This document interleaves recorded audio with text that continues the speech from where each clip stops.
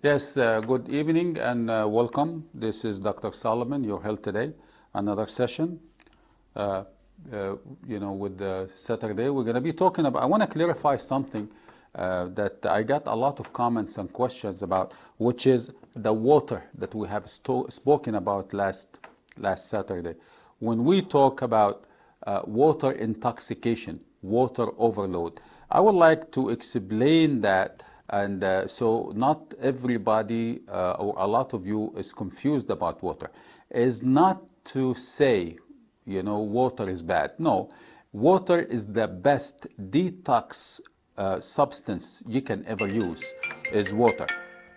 Water is the best detox material, detox substance that you can ever use.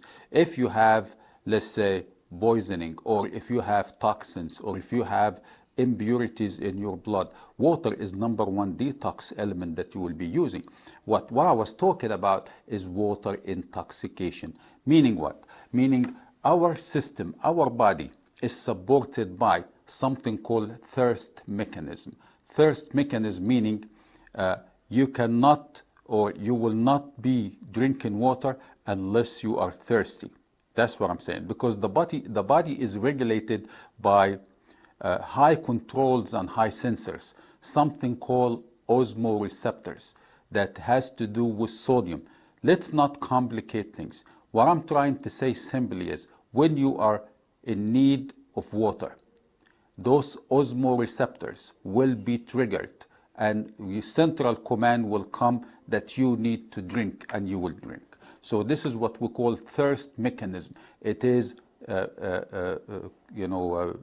supported by receptors, supported by a major control room up there. This is a whole mechanism that is put in place to control your intake of water and also your output of urine. Meaning what? Meaning that water is essential. We are talking about a normal, healthy individual that should not be taking water, overloading himself with water anyhow, because that can lead to water intoxication.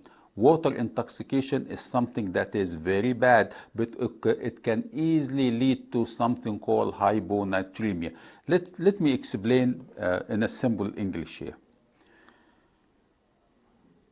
When we have a solute, when we have a substance that's in your blood, let's say the most abundant extracellular ion is sodium. Okay? So this is a solute. This is a substance that's in your blood. This substance, which is sodium, for example, has to be at a concentration of about 135 units or milli equivalents per liter of your blood. When we go below that number, we have what is called hyponatremia or low sodium in the blood. I want you to remember that sodium is very essential in life.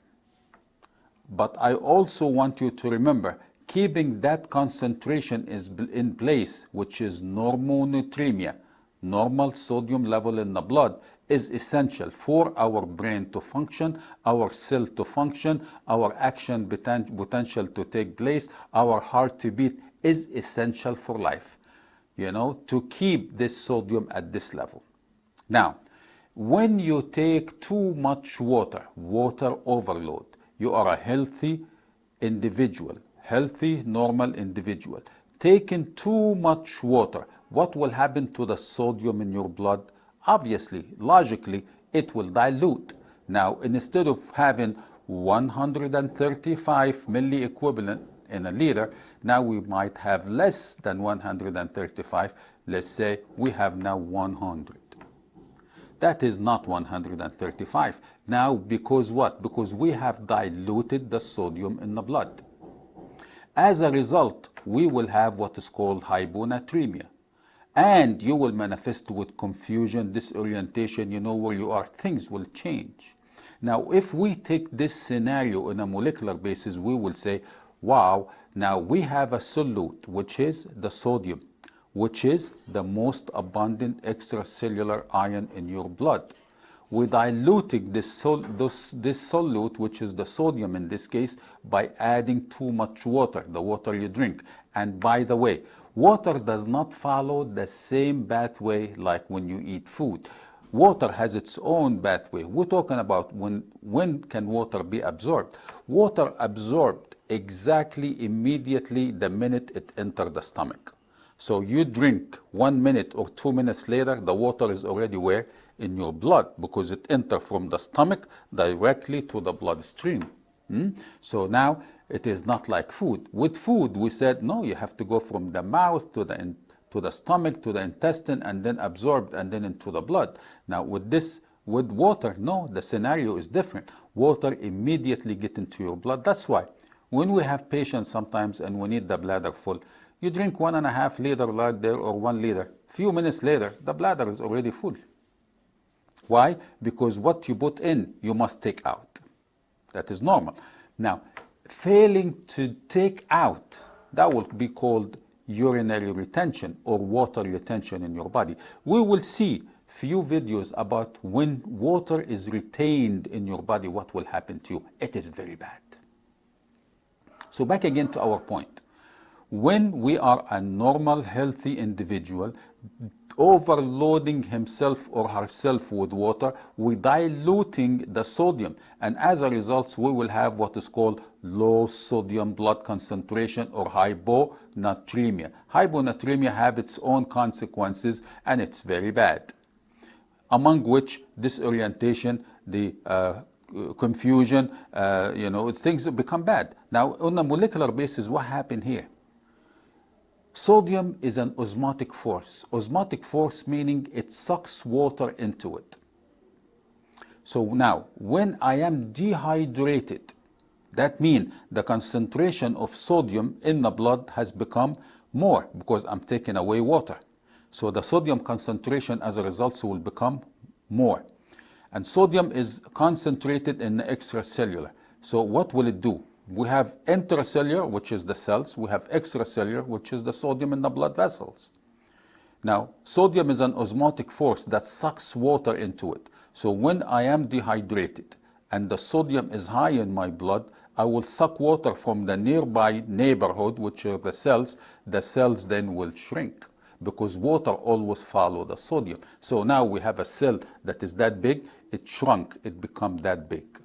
So that is exactly what I'm talking about. So now, when the cell shrunk, assume this cell is in the brain, as a brain cell, and it shrunk, we have damage. And as a result, you are confused, you are disoriented, and if the damage continue and the sodium continue to be very high in the blood, we have damage. By the same token, if the sodium have become very less in the blood, then the cells will swell.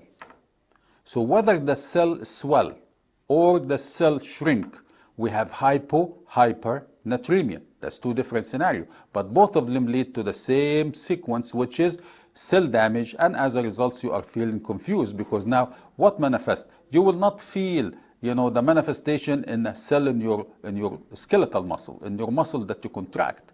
But you will feel the manifestation in the brain cell because she is very sensitive. Those cells are very sensitive to increase and or decrease in sodium in the blood. So I don't want to confuse you, but what I'm trying to say is this.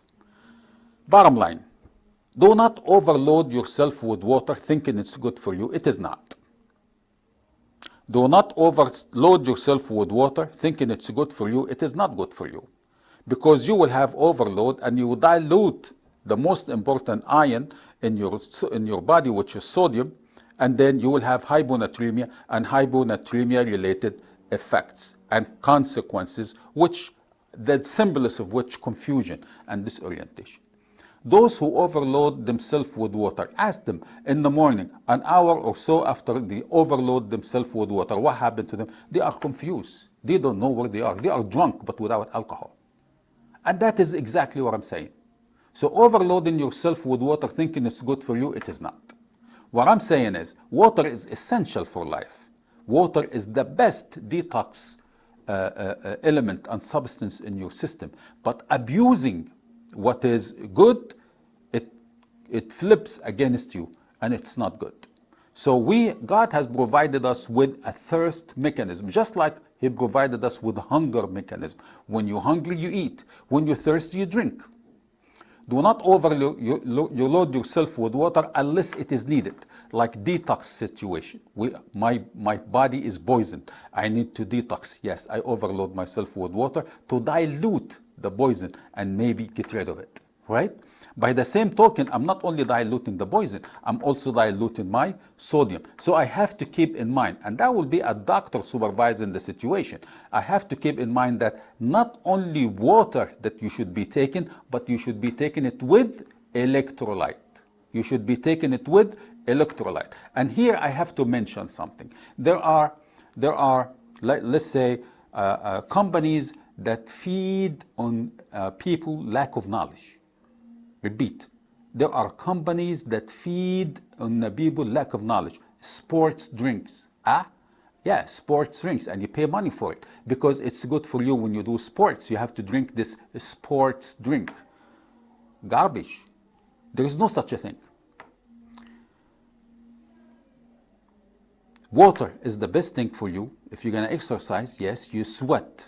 The thirst mechanism is triggered. You drink water. But you have to keep in mind also that I need electrolytes. What is the best source for electrolytes? Food, vegetables, and fruits.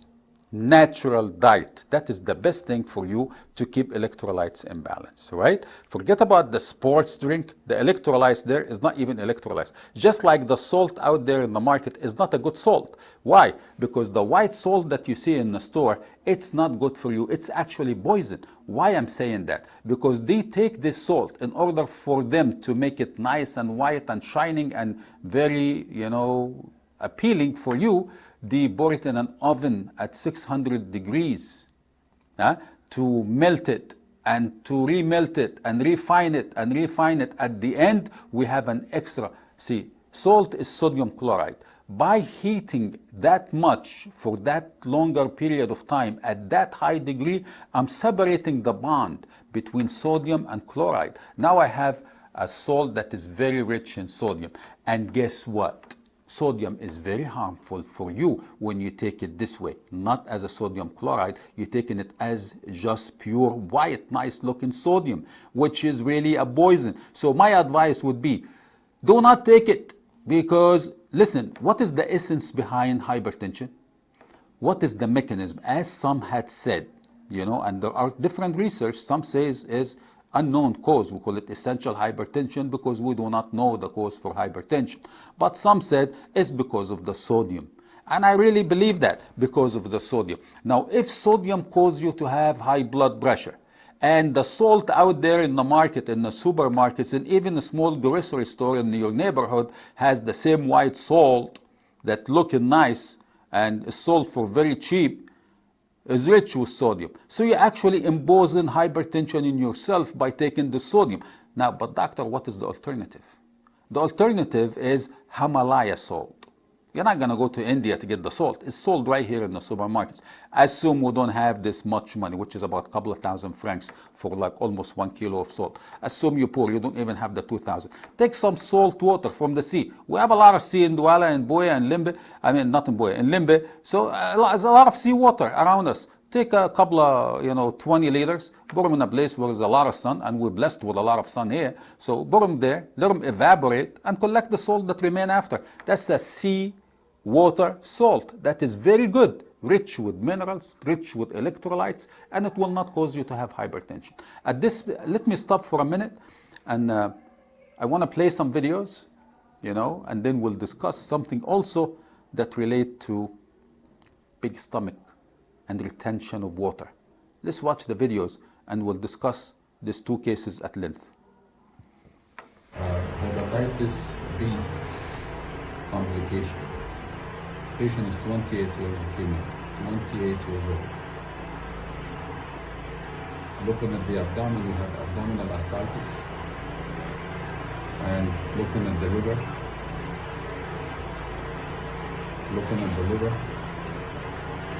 you see very small liver. There is not much liver. You see this base here? This is the This is the what is left of the liver. The liver is very cirrhotic and very small. If she's 28 years old today, and the liver is already cirrhotic in that way, this is the gallbladder here, and that's a very small liver here, almost quarter of the size. That means this patient having this hepatitis B since she was 5 to 8 years old, or maybe she was born with it and never really get treated. So this is the complication when you ignore hepatitis. Now we have a lot. So that's another case, same exact, that's back to back. That's again the same thing, that is abdominal ascites. You can see all those black spaces that represent a lot of fluids inside the abdomen. Now, but in this case, you see the last case we looked at the liver and it was cirrhotic. But this case also will find the liver cirrhotic. Okay, so this is very much the same thing. But in this case, we have another complication. That's, by the way, a 19-year-old female. Okay, so it's still a baby. Okay, so here, the liver is cirrhotic, but here also, in addition to the cirrhotic liver, we find bad kidney. The kidney is also hyperacute. You see that small thing that is swimming like a fish there? You see, that is this one here, this one there to the side. That is the liver. You see how small it is? It's almost quarter of the size. But we look at the kidney is shiny. It's not supposed to be shiny, it's supposed to be dark. So that by this too, that's a combination of bad kidney and a cirrhotic liver. Now, that means the liver is making albumin, is no longer making. And the kidney is supposed not to let the albumin go in the urine, and is letting the albumin go in the urine. So that's, we're gonna measure, and definitely the albumin will be very low. So we have lost the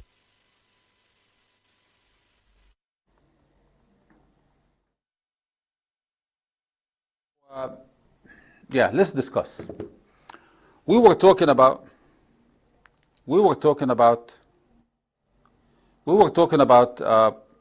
water and water intoxication. By looking at those three cases, that's in a way water retention. That's in a way water retention. Why? Because all this water inside the abdomen is not supposed to be there, but is retained there. So that's another way of saying water intoxication. But in this case, she is not drinking too much water. It's for another reason.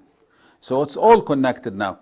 Now we're gonna be talking, even though we have been talking about hepatitis for long.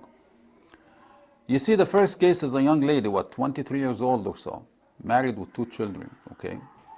Very young, and we see the liver is already cirrhotic. She's already in complication of hepatitis B cirrhosis, So, and it is common. I see a lot of patients with hepatitis B. We do not want to get to this stage, because once the liver is cirrhotic and is almost third or quarter of its normal size, we have no treatment. The treatment is only good and effective for those who have no cirrhosis. So if you have hepatitis B, then we must start the treatment as soon as possible. The minute I diagnosed you with hepatitis B S antigen positive, you have hepatitis B. There is no need to go further. Hepatitis B is diagnosed when there is the S antigen is positive. That's it, case closed. There is no such a thing as the virus is active or inactive, or we have explained that before, and we said the virus is not manifesting now because you have what is called the regeneration capacity of the liver that has the great capacity to regenerate itself all the times.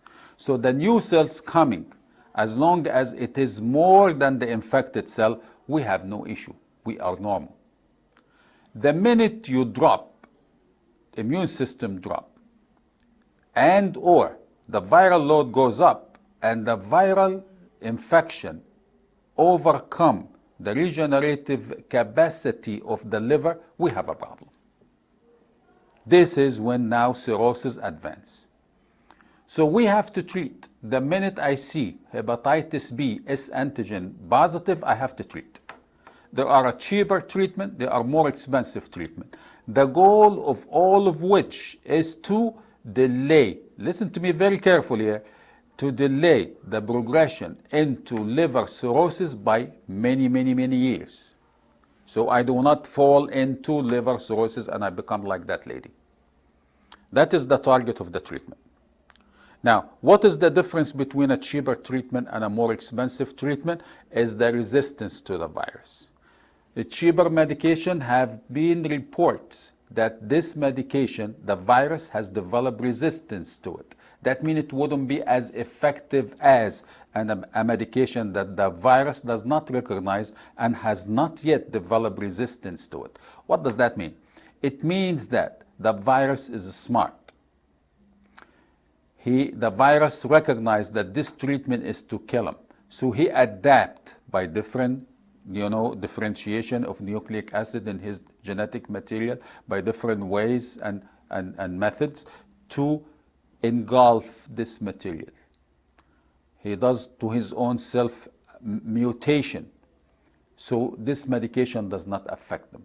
So that is what we call viral resistance to the drug. So if I have few cases that has reports with viral resistance to the drug, that means this drug will no longer be effective to kill this virus. It doesn't mean everybody with hepatitis B have the same resistance. No, some individuals do, some individuals don't. But there is one drug that has no reports of resistance called entecavir. That is the only one so far up to date that has no reported resistance to the virus, meaning the virus has not developed resistance against this drug. That is why it is the most expensive out there. Those who have been reports with resistance, documented reports with resistance of the virus to the drug, have lower prices. After all, the goal of the treatment is not to get you zero virus. There is no such a thing. The goal of the treatment is to delay the progression of going into liver cirrhosis by many, many years. Meaning you may never fall into liver cirrhosis. And then who cares if a test say positive or negative, as long as I am not going to fall sick and get liver cirrhosis. It doesn't really matter. No, but you're not going to walk out there with a label in your head, hepatitis B positive now. As long as I don't fall into the symptoms and I don't get the complication, I'm happy. Now, so what happened to this lady now? We said the big stomach is because water retention. Water cannot go. Now, what makes the water not go? She's not overloading herself with fluids. She urinating. So why is it that we have big stomach? If she's urinating, fine. Why is it that she is having your big stomach? If you care to know, just follow me and focus with me for the next 1 minute. I'll explain it all very well. And I have explained similar scenario with the sodium. We said the sodium have osmotic power. It sucks water into it. That is what osmotic power means. So when we have too much sodium in the blood, I suck too much water into me in the blood, then we have over volume. The volume expand because I suck too much water into it. And the cells, which is nearby the vessels, will shrink because it sucks the sodium from it, and the cells will then shrink and then will manifest with confusion and all the other symptoms of hyper or hyponatremia. By the same token, this liver here is the only organ that manufactures a protein called albumin. Okay, that is the only organ in your body that manufactures this albumin. Albumin is very essential. It's supposed to stay in the range of 3.8 to 5. Okay, it's supposed to stay in a certain range. Once the liver gets sick, cirrhotic, like in this young girl, then the liver loses its function to make the albumin. As a result, the albumin inside the blood is now low, and albumin has an osmotic force to suck the water into it, to keep the plasma inside the vessels. The plasma had certain % of water. So now, if I cannot keep this plasma in a blood vessel, it will ooze out. Why? Because our blood vessels are permeable to water. Permeable means they allow the access of water from inside to outside, to the interstitium. I have the major blood vessels, the aorta, the IVC, all the vessels where? In the abdominal cavity. Those are the big vessels are where? In here. So the largest surface area of blood vessels are concentrated where? In the abdomen. So if I lose albumin because the liver is not making albumin anymore, now I have low albumin in my blood vessel, equals to low sucking force of water inside the vessels. Mean I cannot keep the water component of the plasma in the blood vessels. Mean where is this water gonna skip to? It's gonna skip through the permeable membranes of those vessels into the nearby area. What is the biggest space? Here. Where is the largest surface area of blood vessels? Here in the abdomen. So what happened? Now the abdomen will swell. The abdomen will swell. And this is exactly what we see. So now, why she cannot urinate this? Because she cannot. It is not in the vessel anymore. Remember, you urinate because of the kidneys filtering the blood. This is not in the blood anymore, my friend. This is in a different third space, in the peritoneum, in the abdomen. So urine doesn't go through here. Urine goes through the kidney to the bladder to outside, right? So this fluid here is not in your blood. The blood has lost this fluid because of the sucking force that it was supposed to have. The albumin is no longer there. So it has lost its sucking force. It does, and as a result, the water has diffused out through the permeable membranes of those a lot of vessels here in the abdomen. As a result, now we have a lot of big abdomen, ascites. We call this ascites in medical term. We have a lot of water in the abdomen. You cannot urinate that because this is not, this is not related to the kidney. The kidney filter out and you urinate what goes through it. This is not in the kidney. This is inside the space in the abdomen.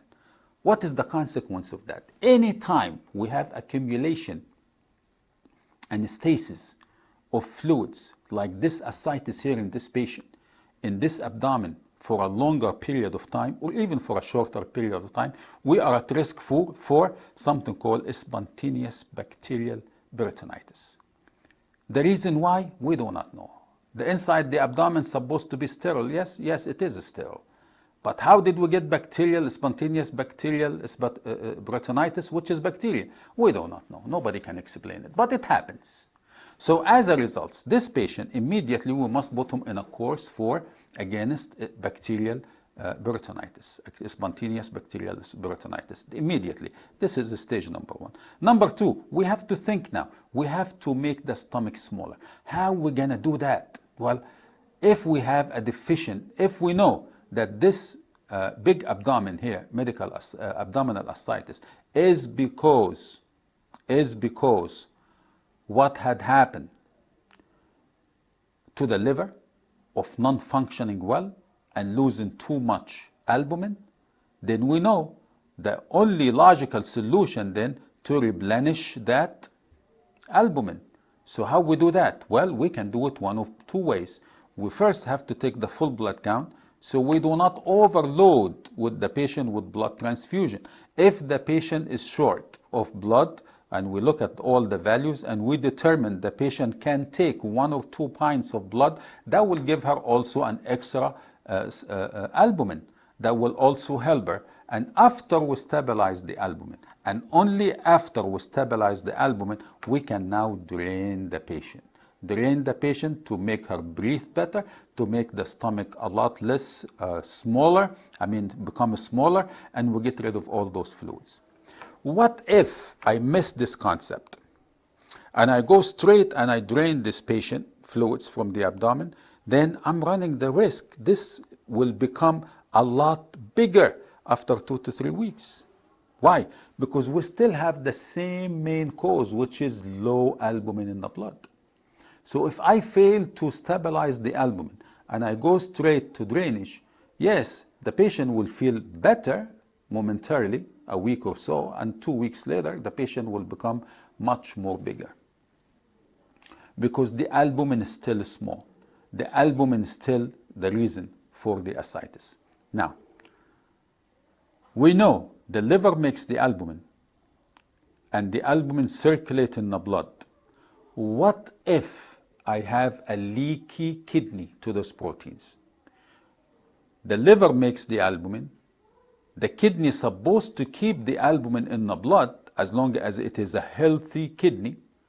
What if I have a problem with the kidney and the holes of the shifter, because the kidney is nothing but a shifter, the holes of the kidney become bigger and albumin can make its way through to the urine.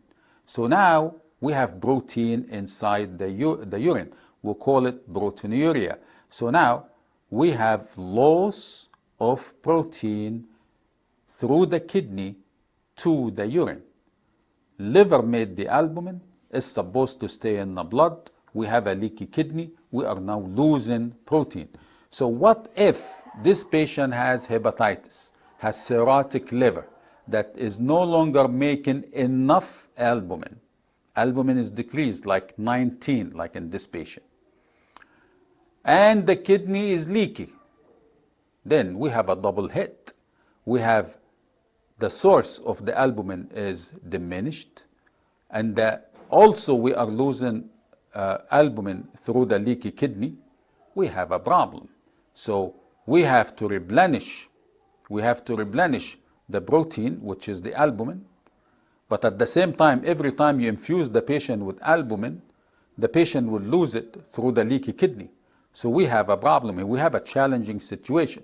So the most appropriate approach in this case is to fix the kidney so the leakage will stop, and then build up on the albumin that you have in your vessels, and then the patient will stop losing fluid, and the fluid, the blood, the plasma, the water component of the plasma in the blood will stay inside the vessels like they're supposed to, and then end of story. The patient is now better and will remain better as long as the albumin concentration in the plasma is accurate and is above 3.5. Then we have no problem in this case. The challenging situation is albumin is very expensive. 125,000 for one vial if you find it. And you need 4 of these to stabilize the patient.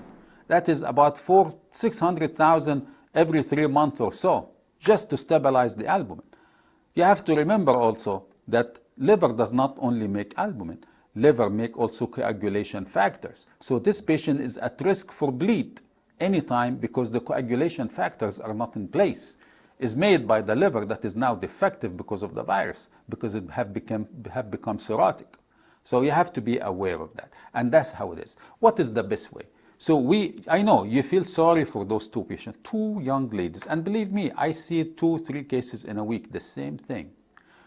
19 years old. So that means she had the virus when she was a baby. Maybe she was born with the virus. Maybe because of, in the village, maybe the parents not aware. They never took the child for vaccination. I mean, let me tell you something. The 19-year-old is a virgin. She never had sex, which means she never contracted the hepatitis B from sex, because hepatitis B is sexually transmitted disease. So if she has never contracted the virus from sex, that means she was born with it. The virus was transmitted to her from the mother to the child, right? Or she had maybe had a blood transfusion along the line in her life and she got it, but that is the only 2 possibilities. 19 years old. Her legs are swelling and heavy. She has complication. She has complication. Now, I'm quite sure now you say, I want to check myself for hepatitis. Because if there is hepatitis, I want to start treatment now. I do not want to end up like this. Because there is no liver transplant in Cameroon. Not yet. Maybe there is, I'm not aware. But I'm not aware of any liver transplant in Cameroon. And if there is, it is very expensive and very risky. Because the risk of rejection is very high. Yes, some person can donate you only 1/4 of their liver, 1/3 of their liver, and they can live with the other 2/3. And that 1/3 that been transplanted to you, it will become a full liver in some time. because liver has a very high regenerative capacity. So one small piece of liver like this can grow to be a big liver like that, you know, because of the regenerative capacity that we have explained earlier. So the question is, would you like to wait till you get the complication and then realize, wow, but now it's going to be too late? Or would you rather get checked for hepatitis B and know if you have it today? Or would you rather get checked for your kidneys, scan your kidneys, see if you have a problem with your kidneys today? Because the outcome for kidney failure is what? Dialysis. Would you rather to be in dialysis? That if you be in dialysis, that means you are bound to be in the same town. You cannot travel anywhere because you need a dialysis machine next to you. Let's take 1 minute break and then we'll move on to something else. When it comes to toxic elimination from the human body, the liver and kidney plays a vital role. Your health is your wealth and therefore needs to be kept in constant check. Dr. Soliman Clinic and Labs offers you the opportunity to find out about your liver and kidney today. With us, you will have a free liver scan and hepatitis B test by Nsah just at 5,000 francs CFA. Find out the state of your kidney. With us, we offer free kidney scan, and if your creatinine is above 1.5, we have the solution. In addition to that, we also offer free medical consultation and free body scan. We are located in 2 cities.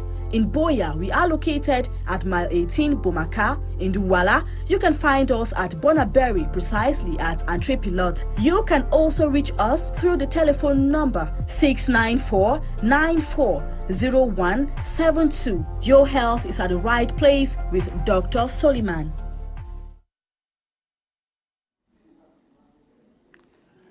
Yes, so we have seen. Please, if you are listening to me, whether here or on social media, get your liver and kidney checked. I always believe prevention is the best way. Once you have checked your kidneys and liver, and you are free, and you are on an antioxidant couple of months in a year, and you're taking care of your health, you're eating well, you're avoiding all health risk behavior, all risky behavior when it comes to drinking whatever, eating whatever. You pay attention to what you put in your mouth, you pay attention to who you have sex with, things will be much easier. You will enjoy a longer, healthier life. So I urge you all out there, if you do not know your liver status, hepatitis status, do it. If it has been long since you scanned your kidney, do it today and get a kidney function test, because it's much easier to fix problems when it's early rather than irreversible problems sometimes, like the kidney failure and liver cirrhosis. Kidney failure sometimes will reverse, but liver cirrhosis, no, you cannot. Medication will not work. The only way is liver transplant. I want to play also another case that presented with big stomach. So today is the big abdomen day. We'll discuss all different reasons that I have encountered in the clinic last week. Let's play this case and we'll see why this lady have that big stomach. Dr. Soliman, your health today. We have a patient. As you can see, the stomach is swollen. She was told, what did you have? You have a womb cancer? That's what they told me? Yes. Womb cancer. Well, I assumed it's the uterus, that means womb, but we checked the uterus. And the uterus looks okay. We don't have a problem with the uterus. I will show you. But here we see a big mass here. We see a big mass here. And it's this mass is lying right on the top of the external iliac. This is the one that is lightened up with colors. That is the external iliac artery and vein. That is the external iliac artery and vein. And we can even take the pulsation from here. Okay, you see? So that is the external iliac artery, and we can even calculate how much she beats, and we can determine if there is a stenosis or not. But this is not our issue today. This is not a wish. She's beating at 91, so that is definitely the external artery. Okay, and then lying on the top of the external artery will be the ovary. Look at the ovary now. Let me remove the colors. Look at the ovaries. The ovaries are huge, and this is now make advice here. What we advise, what is the recommendation here? Regular checkup. If she would have been regularly checking up every 6 months her ovaries, her uterus, by a simple ultrasound, by somebody who knows, then we wouldn't be in this situation today. So regular checkup is very much advisable. If you're a woman, you have a uterus and ovaries, you should check them every 6 months, especially after you start having sex, because now you're introducing yourself to a lot of viruses, a lot of bacteria, a lot of cancer cells, a lot of God knows what that promote the cancer to happen. So regular checkup is the only advice.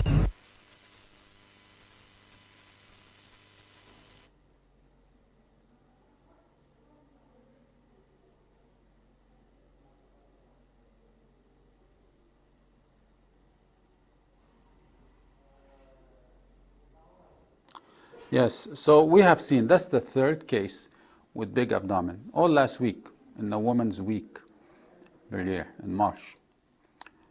So it's very sad to see a young lady like that with ovarian cancer. She's not even 30 years old, I guess. Ovarian cancer. She said she was diagnosed with womb cancer, but she doesn't understand. She doesn't even know that there is uterus and ovaries, and she doesn't know. She said they told her it was a womb cancer, but when we checked the womb, assuming it's the uterus was fine. But the only thing is, is ovarian cancer. That could also be mistaken with Meigs syndrome, where we have enlarged ovaries to that extent. But if they have told her and they have done the biopsy in a decent hospital, I read the reports, and they said it's they told her it was womb cancer. No, to be very honest, I didn't read the reports because she didn't have it with her. Anyhow, when we scanned and we looked, we find out that no, it is not uterine cancer. It is actually ovarian cancer. It is actually ovarian cancer. So this is another cause for the stomach to be very big, and another cause for ascites to be, ascites meaning there is fluids inside the abdomen. So there is the problem here. There is the problem here. Now we have ascites, but in this case, the ascites is not because we have lost albumin. The ascites is because of the mass. We have a mass inside the pelvis that is extending all the way to the peritoneum, and this creates hydrostatic pressure. It pushes the blood vessels. We put external pressure on the blood vessels, and that makes the water component of the plasma to come out.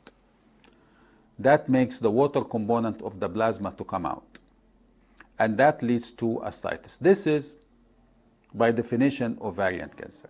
And it was metastatic ovarian cancer that has extended from the ovaries all the way to the nearby organs, to the bladder, to the rectum, to the peritoneum. It's all over the place. And that extended big mass has caused extra pressure on the vessels, and as a result, the vessels start to ooze out. And now we have the ascites. I don't know if we can take 1 minute break. It seems like we might have technical difficulties.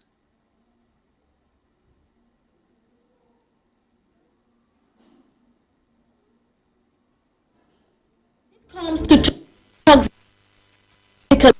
elimination from the human body, the liver and kidney play a vital role. Your health is your wealth, and therefore needs to be kept in constant check. Dr. Soliman Clinic and Labs offers you the opportunity to find out about your liver and kidney today. With us, you will a free liver scan and hepatitis B test by Nsah just at 5,000 francs CFA. Find out the state of your kidney. With us, we offer free kidney.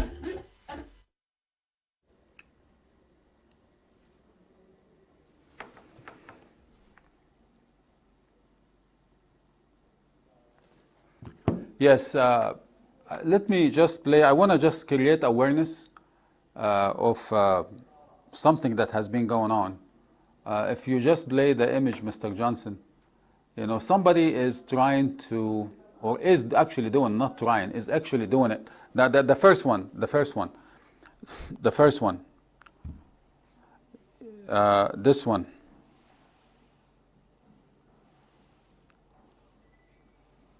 Yes, somebody is trying to do, I don't know what. It's a scam. So somebody is actually copying my profile picture from WhatsApp and having a different phone number. Actually, it's not my phone number.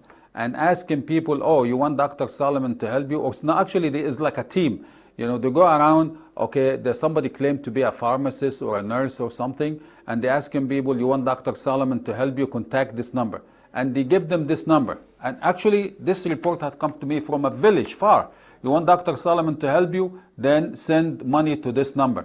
And this number does not pick up calls. You just have to send the money. They tell you, I will not talk to you till you send the money. So this is actually another form of a scam, okay? So some people are using my profile picture, having another phone number, asking for, I will never ask anybody for money. I have 2 clinics, one in, in Bonaberi or in Boya. My place is very well known, so you don't have to meet somebody or to pay somebody to meet me. My consultation is free. My ultrasound is free. So you do not need to pay somebody to see me. I'm available at any given time. Once I'm in the clinic, I'm available. You don't have to pay somebody or have somebody fool you and scam you in my name, because I will never ask that. I will never do that. So that's just to be aware. This phone number in the screen here, it is not my phone number. I only have 2 numbers, 694-94-0172. The other number is 652-000-546. So now we ran a check. We wanted to say, okay, let me send 100 francs to this number, and this name came up. If you please, Mr. Johnson, show the last image, and we end with that. You know, so this name that is assigned to this number is this one here, is the one that is trying to use my profile picture and scam people for money, saying that to see Dr. Soliman, or you want Dr. Soliman to treat you, you have to send me X amount of money. I cannot do that because my consultation is free, and you can see me at any given time, whether Boya or Vola. So be careful. My only 2 numbers are these numbers, only if you hear my own voice, and you cannot mistake my voice with somebody else's voice. And you cannot call somebody else's number claiming to be Dr. Soliman, even though if they have my profile picture there on their phone, to be Dr. Soliman. You have to be 100% sure who you're talking to. I'm not just talking about myself here. I'm talking about you have to be vigilant out there. There is people that find it very, easy to steal people money, scam people for money, rather than finding a decent job and work a decent job. They have a lot of intelligence, but they invested in evil ways to make money. With the same intelligence, you can find other ways, legit ways to make money, instead of scamming people, claiming that you are Dr. Soliman and you are not. Thank you very much. With this, we end the session today. You have a blessed weekend. God bless you all. And I will see you next Saturday, 5 p.m. Stay there, because next session is going to be very important.